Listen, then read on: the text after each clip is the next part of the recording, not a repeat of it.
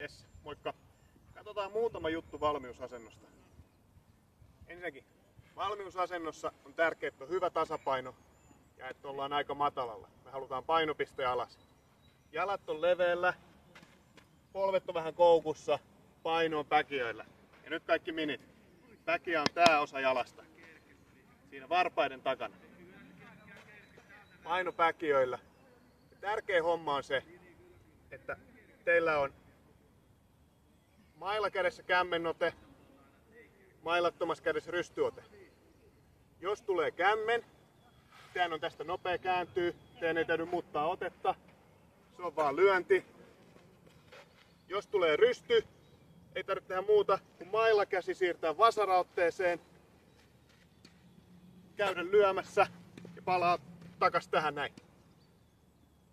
Pari huomiota.